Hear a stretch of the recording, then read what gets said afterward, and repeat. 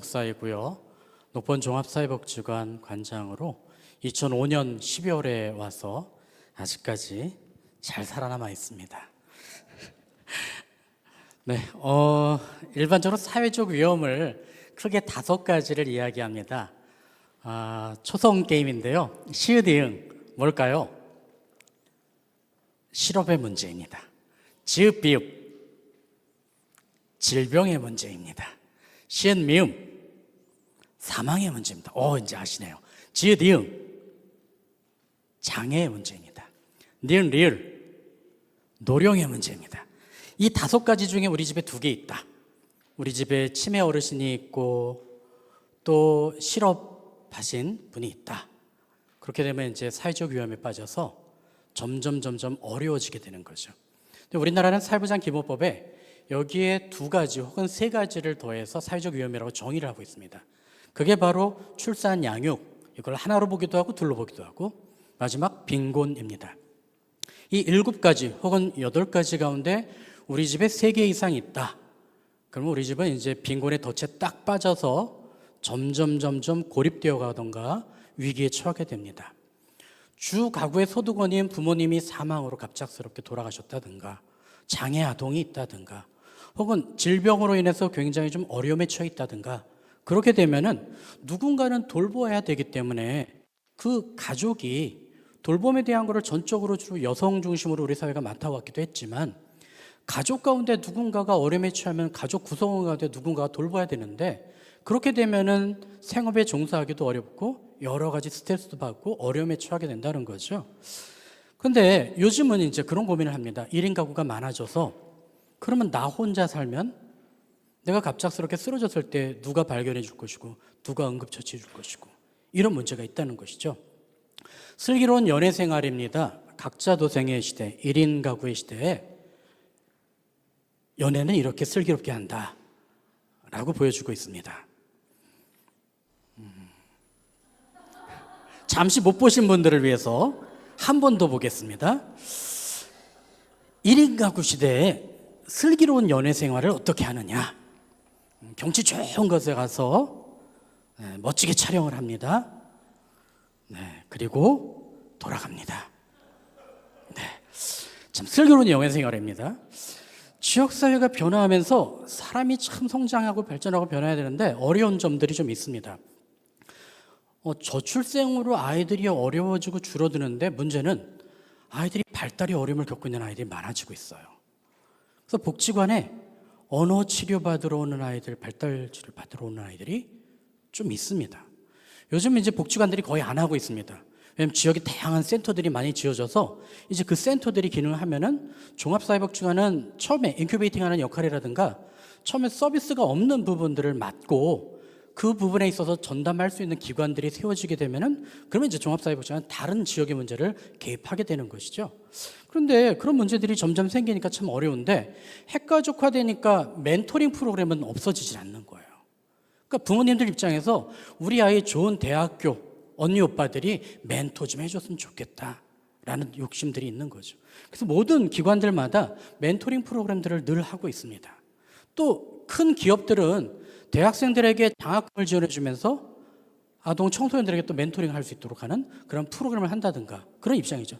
그만큼 점점 예전에는 할아버지, 할머니, 삼촌, 이모, 누나, 큰누나, 작누나 누군가가 이렇게 품어주기도 하고 누군가 잡아주기도 했는데 그런 사람이 없으니까 굉장히 어려운 거죠.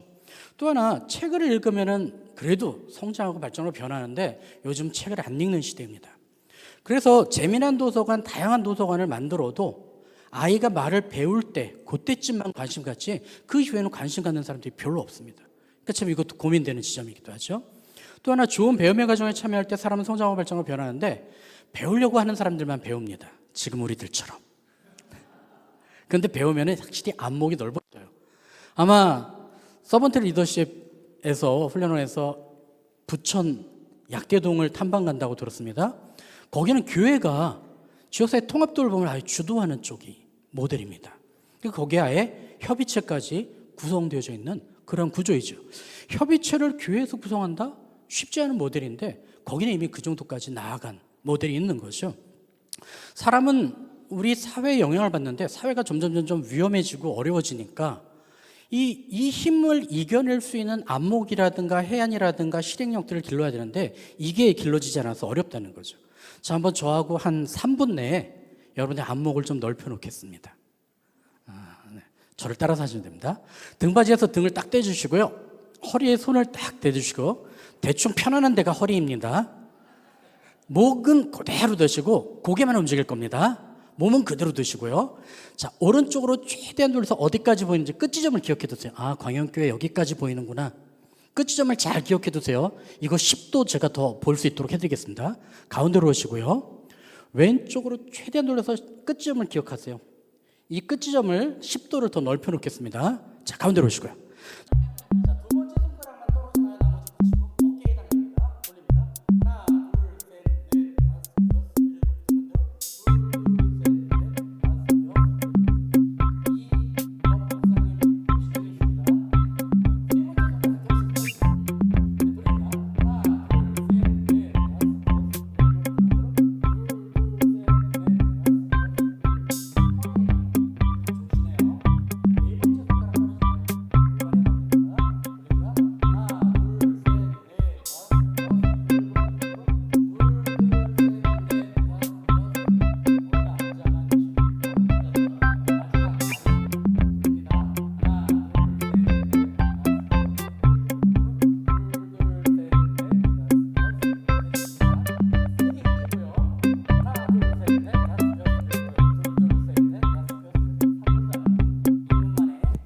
넷, 다섯, 여섯, 자, 허리에 손 대시고요.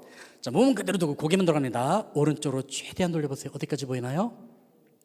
오, 네. 가운데로 오시고요. 왼쪽으로 최대한 돌립니다. 어디까지 보이시나요? 오, 네.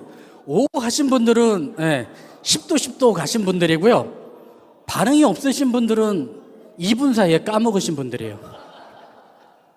네. 이렇게 우리들이 한 지체가 되어져서 다 연결이 되어 있기 때문에 어떤 자극을 주게 되면은 그러한 것들이 영향을 미치게 되어 있습니다. 단지 손가락 운동이어도 우리 몸에 변화가 있는 거죠. 지역사회에 많은 변화가 있는데 그러한 변화 가운데에서 우리가 긍정적인 영향을 받을 수 있다면 그러면 우리가 그런 어려움들을 해결할 수 있는 지혜도 얻을 수 있을 것이고 또 그러한 사람들과 함께 협력해서 선을 이루어갈 수 있는 움직임들이 있다는 것이죠. 그러한 것들이 하나하나가 교회가 아닐까 싶기도 합니다. 이거는 평생학습관에서 은평구의 평생학습관이 굉장히 전국에 유명합니다. 세계적인 상까지 받았습니다. 평생학습관 함께 계획서를 세울 때 나왔던 내용이기도 합니다. 옛날에는 운물이 마을의 공동체였습니다. 그래서 이 운물에서 새댁이 마을의 소식도 듣고 정보도 얻고 힐링도 하고 위로를 받습니다. 그래서 빨래를 막 하면서 남편 빨래를 막 두드릴 때 힐링이 됩니다. 그럴 때 그걸 보고 동네 아주머니들이 네 양반이 원래 그러게 해 하고 편들어주기도 하고 같이 흉을 봐주기도 하고 야채를 데칠 때는 이렇게 데쳐야 돼. 물드는 거 뺄 때는 이렇게 빼야 돼. 살림을 알려주는 정보 제공의 장이기도 하고 힐링의 장이기도 했던 거죠. 그런데 운물 대신에 펌프가 놓이고 수도가 놓이면서 마을에서 공유할 수 있는, 힐링할 수 있는, 배울 수 있는 장이 사라지게 되는 거죠. 그래서 이걸 고민해가지고 정책을 세울 때 찻동이라고 해서 동주민센터를 그렇게 변화시키는 작업을 같이 했었습니다. 일본까지 탐방 가서 연수해 와서 정책적인 걸 만들어놨던 거죠. 그런데 이런 공간들이 있다면, 그래서 복지관들보다는, 복지관은 원래 인구 10만 명당 하나씩 짓는데 너무 부족한 거예요. 은평구만 해도 한 3개밖에 안 되니까. 원래 한 5개는 돼야 되는데. 근데 일본에 가서 보니까 소아이들 그리고 노인들이 걸어서 갈 수 있는 곳에 소학교를 중심으로 해서 마을 만들기 거점들 설치해 놓은 거예요. 처음에 그것들을 확인해 보면서 놀래기도 했고, 초고령사회답게 제가 그때 2013년에 갔었는데, 와, 80대 어르신들이 저처럼 포인트로 우리 마을의 이런 문제를 우리가 이렇게 변화시켰다라는 걸 발표하시는데 충격받았습니다. 우리는 어르신들 앞에 모셔다 놓고 서비스 해드리고 잔치해드리고 이러는데 일본은 그렇지 않았던 거죠. 그런 점에서 굉장히 충격을 받았고, 야, 우리가 참 잘못하고 있구나 많이 배우기도 했던 거죠. 어쨌든 이러한 공간을 잃어버리는데 이러한 공간을 다시 교회가 만들어줄 수 있다면, 이러한 제공을 교회가 해줄 수 있다면, 그러면 지역사회가 그만큼 살기 좋은 마을로 될 수 있지 않을까라는 생각을 해본다는 거죠. 그래서 교회 공동체에게 사회가 어떻게 변화해 가는지, 사회 정책이 어떻게 변화해 가는지를 알려드리고, 교인들이 그걸로 인하여서 어려움을 겪는 사람은 없는지, 그거를 이용할 수 있는 사람들은 없는지, 그것과 함께 더불어서 협력할 수 있는 지점들은 없는지, 이거를 교회가 같이 고민해 준다면 교회가 지역사회에서 사회 변화에 따라서 다양한 역할들을 해줄 수 있다는 것이죠. 2014년에 저희 복지관에 우리 밖에 있는데요, 과장이 한 어르신을 자기 할머니처럼 잘 모셨어요. 또 이 할머니도 말하자면 우리 과장을 아주 손주처럼 이뻐했던 거예요. 근데 이제 몸이 안 좋으니까 병원에 갔는데 잘 모셔드렸어요. 근데 마지막에 이제 병원에서는 오래 못 있으니까 나와야 되는데 자기 요양원 보내달라고 마지막 통장에 있는 한 300여만 원 그걸 정리해 주면서 요양원에 보내드렸는데 가신 지 얼마 안 돼서 돌아가셨어요. 그러니까 한밤중에 토요일 날 한 11시 넘어가지고 저한테 전화해가지고 울먹울먹거리면서 관장님 어르신 돌아가셨대요. 우리가 장례 치러드리면 안 돼요. 알잖아. 다 듣고 어르신인데 어떻게 해. 그러면 장례는 누가 치르고 상주는 누가 하고 문상은 누가 오고 장례식장 어떻게 잡고 알잖아. 근데도 이제 그런 거죠. 그러면 일반적으로 연고가 없으신 분들은 지자체에서 화장을 하는 비용을 업체들에다 줍니다. 알잖아 화장하는 거. 그러면 관장님 화장터까지만이라도 따라가면 안 돼요. 그래서 언제 하는지를 알고. 그래서 한편은 그런 거죠. 이 친구가 교회에서 이 첼로를 켭니다. 그래서 주일날 이제 또 준비해야 되니까 일단은 스톱시키고 절차 스톱시키고 유가족 찾아보자고. 그래서 구청에다 알아보라고 했더니 조카 둘이 나왔는데 남자 조카 여자 조카 나왔는데 남자 조카는 연락이 안 되고 여자 조카는 어떻게 고모 내가 관계도 없었고 별로 만나지도 못했는데 시신을 내가 어떻게 인수하냐고 무섭다고 거절하는 거죠. 그래서 결국 절차를 밟는데 죽음을 이렇게 해서는 안 되겠다. 더 이상 안 되겠다. 복지관의 어르신들이 누가 돌아가셨다면 그 주간은 좀 침울합니다. 나도 언젠간 저렇게 되니까. 그래서 죽음의 문제를 좀 다루고 싶었는데 우리나라에서 죽음의 문제는 터부시되는 영역입니다. 그래서 요걸 좀 상담을 받아야 되겠다 해서 나눔과 나눔에 저 남자분이 나눔과 나눔에 사목장입니다. 위안부 할머니들 장례 치러주신 분들, 객사하신 분들 장례 치러주신 분들, 이 역할을 하시는 분과 거기에 후원해 주시는 대표님 여자분을 모시고 저희가 자문을 좀 받았습니다. 그래서 우리 복지관 어르신들 더 이상 안 되겠는데 존엄한 죽음이 좀 되겠으면 좋겠다. 서로가 서로의 장례도 좀 치러주고 이렇게 했으면 좋겠다 해가지고 저희가 자문도 받고 교육 좀 부탁드리겠습니다.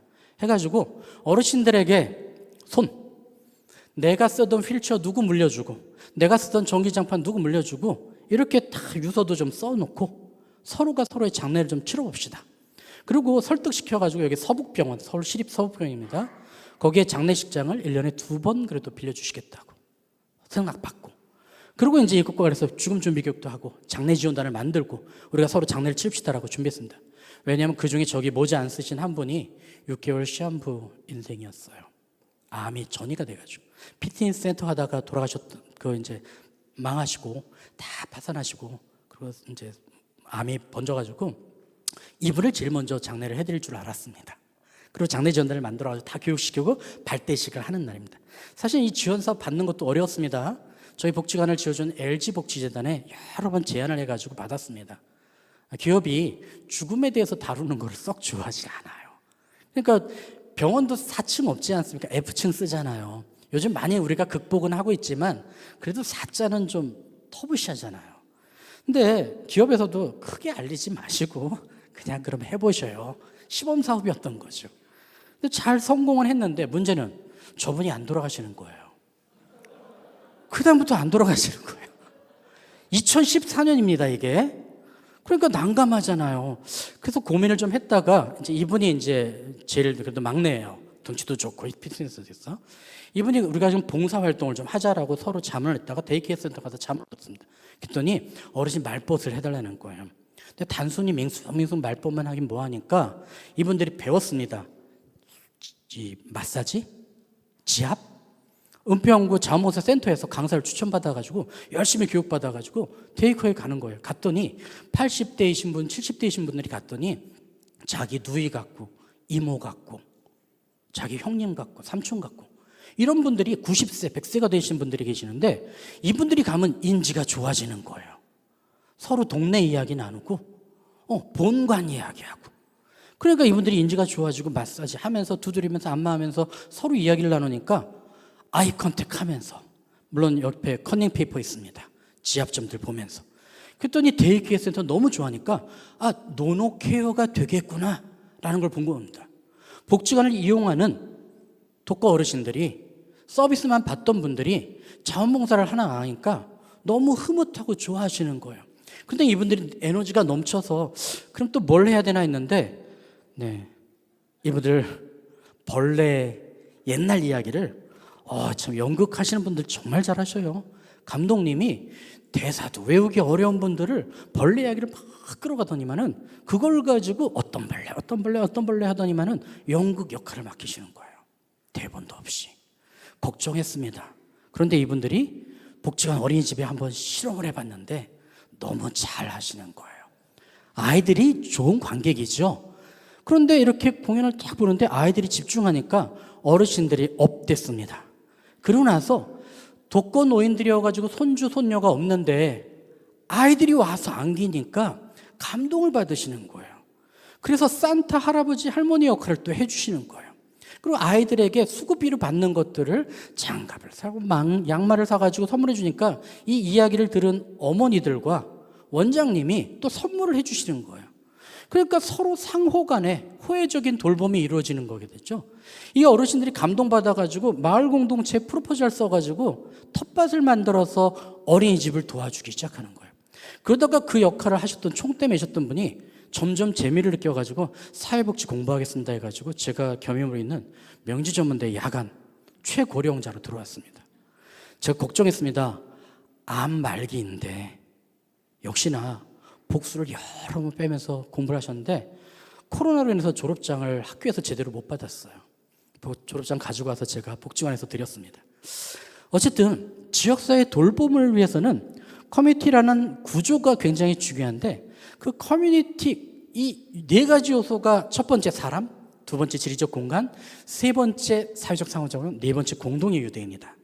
사람에 대해서는 사회적 어려움에 처해 있는 사람, 이 사람을 돌보는 리더에 대한 사람 이런 크게 두 축으로 관심을 갖습니다. 두 번째 공간에 대한 거는 이제는 제3의 공간에 대한 욕구가 있습니다. 예전에 독서실은 그냥 단순하게 독서실이었는데 이제는 그렇게 하면 안 되고 카페형으로 만들어서 그렇게 전환을 해야 되는 거죠. 차동을 추진하면서 동주민센터를 그래서 카페처럼 만들기도 하고 배움터가 되기도 하고 힐링이 되게 하고 그렇게 전환을 했던 것이죠. 연결 관계에 대한 중요성이 많아진다는 것은 사회가 변하면서 필요성이 느끼기 때문에 그렇기도 하고요. 또 공유와 사회적 경제에 대한 관심은 사회가 그만큼 어려워지는데 법과 제도가 늦게 만들어지니까 결국 대안을 가지고 지역사회에 운동을 하는 사람들 이런 사람들이 있어야지 공동체가 만들어지고 유지되고 살아남는 역할들이 이루어진다는 것이죠. 은평은 은돌레라고 해서 시범사업으로 2020년에 시민사회에서 먼저 시작을 했습니다. 원래 지역사회 통합돌봄 커뮤니티 케어가 추진될 때 문재인 정부에서 추진될 때 은평에서 자신만만하게 준비를 했습니다. 장애인 쪽에서. 그런데 서울시에서 정부 거 하지 말고 서울시 거 하라고 그래가지고 내지를 못하고 그래서 그냥 우리가 장애인은 우리끼리 구산동을 중심으로 하지 그리고 다른 것들을 뭘 할까 하다가 서울시에서 돌봄 SOS를 하라고 해서 그거를 좀 했고요. 민간은 커뮤니티 케어 시범사업을 주도했습니다. 이게 바로 사회적 경제와 또 시민사회와 의료복지 사회적 협동조합이라고 산림이 은평에서 굉장히 유명한데 그쪽에서 했던 겁니다. 이게 2020년도부터 계획을 세워가지고 지역사회에서 천천히 시민사회가 사회적 경제와 함께 준비를 했던 것이고요. 저희 복지관은 이 시기에 외국인들이 마스크 못 사니까 우리 주민번호 끝자리로 마스크 사게 했잖아요. 못 사는데 우리 정사희 목사님 신도중학교회가 교인들이 마스크를 받은 거, 산 거를 가지고 반은 후원해 주신 거예요. 그러니까 저희가 그걸 가지고 외국인 노동자 사업장에 찾아가면서 전달해 드렸던 거죠. 실탄이 생기니까 저희가 찾아가게 되고 찾아가니까 또 주시고 여기저기에서 그런 것들이 들어오니까 저희가 코로나 시기에 복지관 열지 말라고 했는데 찾아가서 역할들을 충분히 했었던 거죠. 지역사회에서는 어려운 사람들이 고립되니까 요양보호사들이 찾아가는 곳들도 코로나에 감염된 사람은 못 찾아가니까, 그러니까 다들 사람 만나기도 어려우니까 돌봄이 굉장히 위기가 될 때 은평은 그러한 용기를 가지고 이 역할을 했던 것이죠. 여기서는 돌봄의 인재를 양성합니다. 말하자면 이제 돌볼 수 있는 사람들, 그 역할을 해야 될 사람들인 거죠.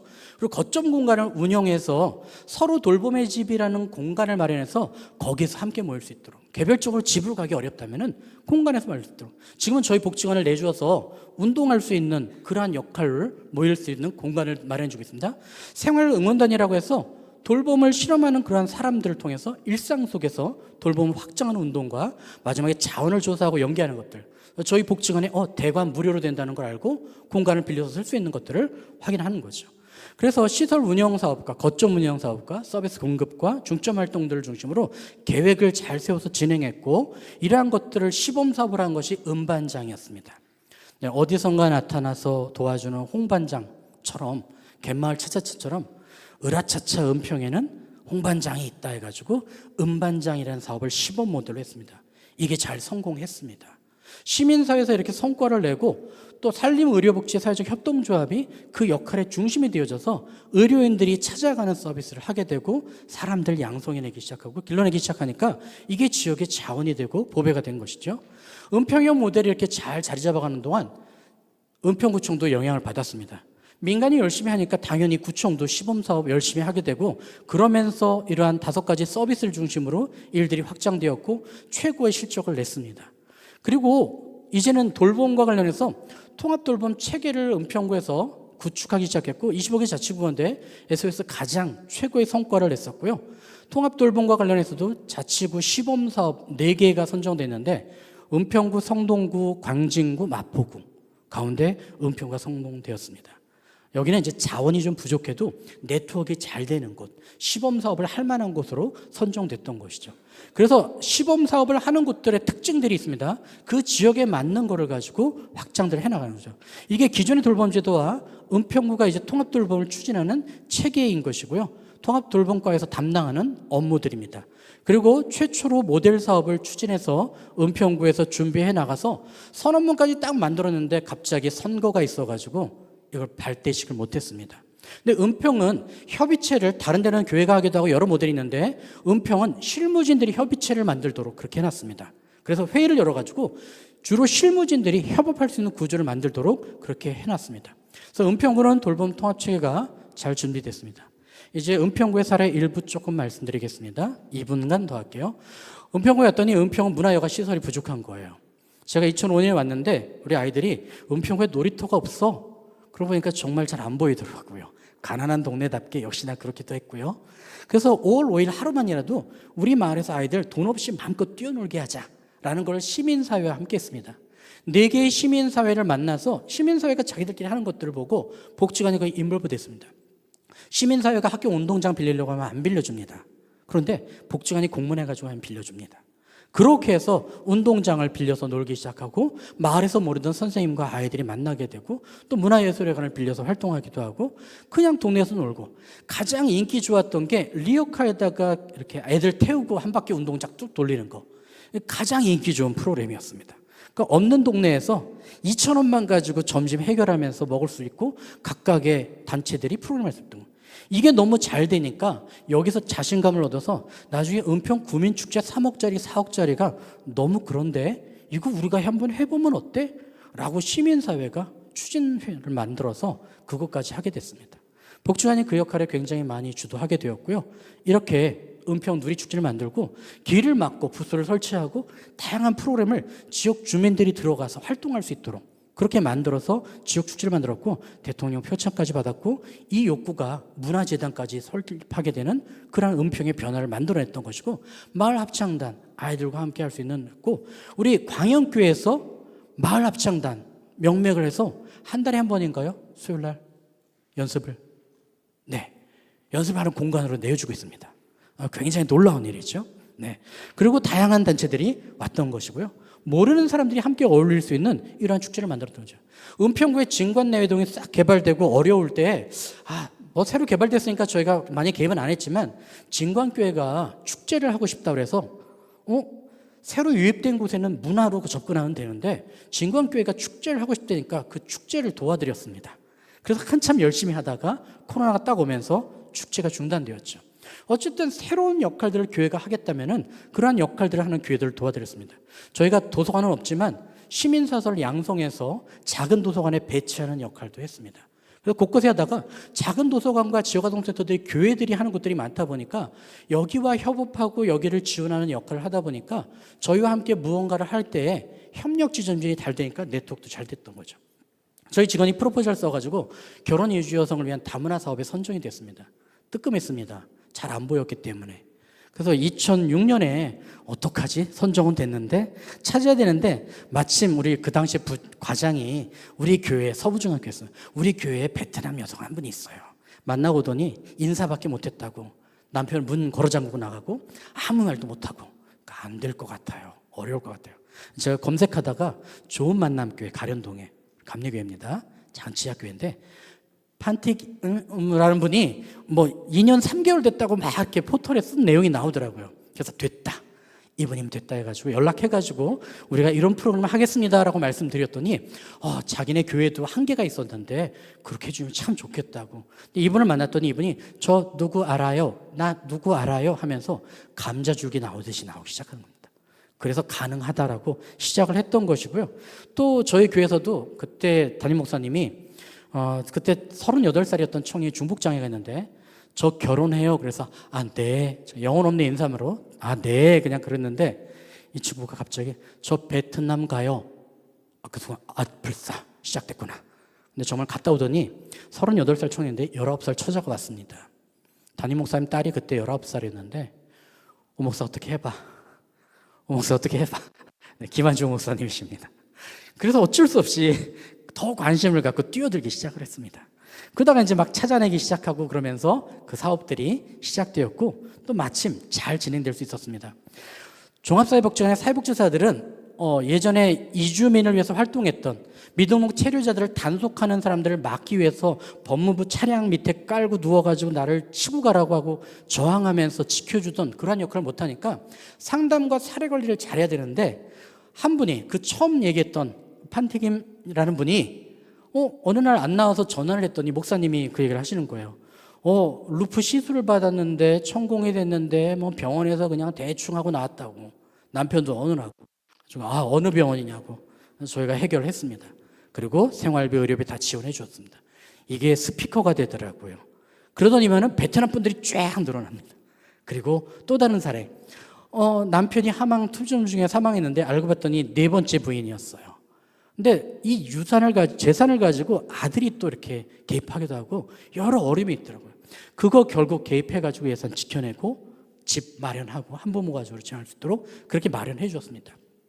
마지막에 위기 사례는 필리핀 분인데 남편이 공사장에 갔다가 떨어졌는데 뇌를 다쳐가지고 이거 제대로 근로계약도 안 썼고 여러 가지 문제가 있었던 거죠. 그래서 결국 박수홍의 기분 좋은 작전에 모금해가지고 치료비 만들고 나중에 돌아가셔서 또 방송사에 모금해가지고 장례까지 치원해준 걸 했더니 필리핀 분들이 많이 모이게 됐던 거죠. 이런 일들을 통해서 충분히 도울 수는 보는데 이게 이제 교회와도 가능해지기 시작한 겁니다. 응암장로교회가 캄보디아에 특별히 관심 있고 왕립대 교수님이 한 분 계셨는데 안수 집사님이 이분이 캄보디아 분들을 우리 교회 좀 행사에 추천했으면 좋겠다. 그래서 그러면 도서관에 초대해 주십시오. 결혼 이주여성이 그림책을 읽으려고 하니까 도서관에 가서 사진 찍고 카드로 도서 대출 카드 만드는 동안 카페에 안내해 주십시오. 카페에서 잘 환대받고 그 사이에 도서 대출 카드 만들고 절대 주소 보내지 마십시오. 주소. 책 안내만, 그림책 안내만 보내주십시오. 했는데 거기에 몇 분이 정착을 했습니다. 그게 바로 응암장로교회이고요. 응암성결교회는 은평이 품앗이를 가지고 같이 이렇게 했었던 거고요. 은평성결교회는 다문화 뭔가를 하겠다고 해서 처음 초대해 주시라고 해서 행사를 연결했고요. 지금 서광교회는 의료로 다문화 사업을 하고 있어서 거기에 처음 연결해드리고 지금은 자체적으로 이제 의료 선교를 잘 하고 있습니다. 성암교회는 노인교실이 없다고 해서 노인교실을 인큐베이팅하는 역할을 했고 이제 선배 시민교육으로 넘어가기 시작을 했습니다. 대주동 루터교회는 오늘 오셨었는데 처음에 저희가 노숙인이 발견됐는데 노숙인도 차가 있으면 노숙인이 아니더라고요. 암 말기이신 분이 계속 굶다가 나중에 이렇게 저희 기관에 연락이 되어져서 저희가 이분에 대해서 맡길 때가 있는데 금요일이어가지고 저녁 때.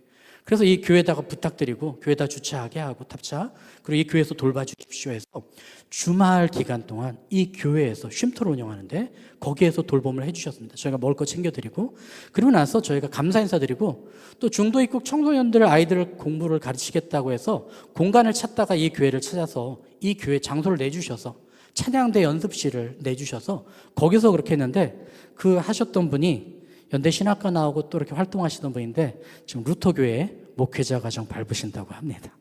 굉장히 너무 좋아하시더라고요. 어쨌든 교회와 협업할 수 있는 다양한 사례가 있고요. 이건 이제 마지막 사례인데요. 최근에 오늘 가셨는데 함께라면이라고 우리가 교회라는 곳을 역촌동에 내셨습니다. 저희가 종합사회복지관은 중장년 1인 가구들, 고시원에 있는 분들이나 그리고 고립운둔 청년들을 맡고 있습니다. 근데 여기에 중장년 우리 먼저 대표이신 분이 가서 직접 시연을 해보셨고요. 나중에 모임을 갖기로 했고 고립운둔 청년들에게도 알려드렸습니다.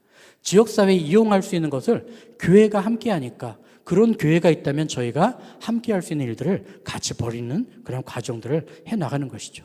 은평은 7억짜리 프로젝트를 해서 마을의 강사들을 학교로 보내는 역할들을 하게 돼서 핀란드의 실험처럼 은평의 실험이라고 해서 마을 속 학교를 만들게 되고 이걸 마을 방과후 지원센터로 나중에 인큐베이팅하는 역할을 했습니다. 그리고 지역사회를 충분히 조사해서 시장도 조사를 했는데 나중에 보니까 시장을 활성화시키는 청년들 사업단을 또 추진하더라고요. 그래서 저희 기관에서 그러한 것들 심사하는 역할이라든가 저희가 같이 조금씩 관여하는 역할을 하기도 하고 시장을 활성화시키는 역할도 좀 같이 했고요. 혁신파크를 저희가 탐방을 갔었는데 여기에 저희가 고립운둔 청년들을 여기서 품게 되는 인큐베이팅하는 역할도 하게 됐습니다. 아이들을 잘 품었는데 이 아이들이 사회 진입을 못해서 결국 새로운 복지의 대상이 아동, 청소년, 그다음에 여성, 노인, 장애인 이랬는데 청년이 이제는 복지의 대상이 됐다라고 시범 사업을 하게 돼서 5억씩 3년간 15억 프로젝트를 하고 나중에 청년 기본법을 만드는데 TF로 들어가서 활동하고 그리고 청년이 이제는 새로운 복지의 대상이 돼서 그중에서 종합사회복지관들은 고립운둔 청년을 맡는 역할을 하고 있습니다. 돌봄이 필요한 시기에 옛말에 도리는 말이 없으나 그 밑에 절로 길이 난다는 말이 있는데요. 도리는 복숭아나무와 자두나무입니다. 그 꽃이 벚꽃처럼 자꾸 예뻐요. 꽃이 피면 사람들이 꽃 구경하러 오고 열매를 맺으면 열매를 먹으러 오는데 그러다 보니까 그 자연스럽게 길이 생긴다는 거죠. 원래 이제 덕망이 높은 사람을 도리라고도 부릅니다. 덕망이 높은 사람을 찾아가면 자기 인생의 길을 열어갈 수 있는 것이죠. 교회 성도들이, 교회 리더들이 지역사회에서 어려움을 겪는 사람들에게 도리와 같은 그러한 존재가 되어진다면 우리 사회가 함께 살아갈 수 있는 행복한 사회가 되지 않을까라는 생각을 해보면서 사례는 많은데 시간이 짧기 때문에 여기서 마치도록 하겠습니다. 감사합니다.